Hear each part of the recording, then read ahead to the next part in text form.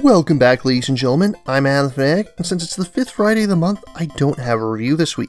Instead, I thought this would be a good opportunity to briefly talk about why I feel negative reviews are just as important as positive ones, as last week I did give a fairly critical review. Over the years, I've seen a number of different reviewers state that they just don't do negative reviews, and if a game isn't for them, even as a review copy, they'll politely decline to review it at all. I do not take this approach. The only reason I've declined to review a game thus far is because I found nudity in it and did not feel comfortable playing the game further, much less featuring it on my channel. Out of those I have reviewed negatively, most have been review copies that didn't end up matching my taste as well as I had hoped. The only exception to this was Sonic CD, which I wanted to look at specifically to contrast it with the Genesis trilogy, which I'd looked at previously. When it comes to games I receive as review copies, I do make a point to only request games that I expect to rate 7 or higher, but once the game is in hand, I let the dice fall where they may. And on that note, there are a couple of Mega Man games that will be getting quite a bit of flack for me in the future, but we'll get there when we get there.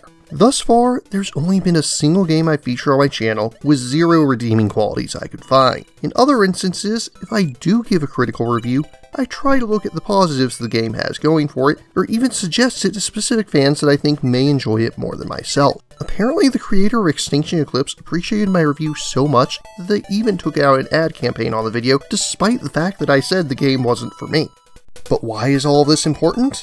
The heart of the matter is, honestly, quite simple. If I don't put out any negative reviews, do my positive reviews really mean anything at all? It is, of course, important to note that all art is subjective, as are views upon it. But even when speaking subjectively, there still has to be a basic rubric upon which to weigh things. Simply speaking, to say I like a game means very little in a vacuum. I like it compared to what? And not only compared to what, but why do I like it? In the same way, saying I dislike a game and why I dislike it helps you to decide whether or not your opinion will align with mine. And ultimately, isn't that the entire point? Not merely to talk about games I enjoy, though I do love doing just that, but to help you find games that you'll enjoy and avoid those that you won't. If I don't make my opinions fully clear, not just in the strength of my feelings but the reasons behind them, then it just becomes useless noise for everyone else.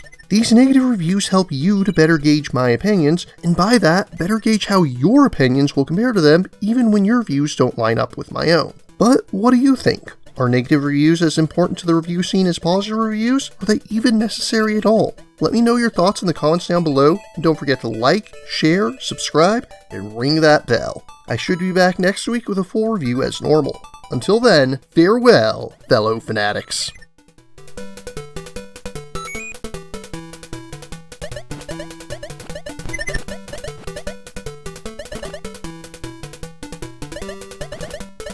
Thank you again for watching. I have plenty more to share with you if you're interested. You can click up here above my head to subscribe to my channel. You can click over here on my monitor to see the most recent video that I've worked on. Or if you prefer, you can click up here to open this mysterious vault and see what video that the YouTube algorithm has picked, just for you.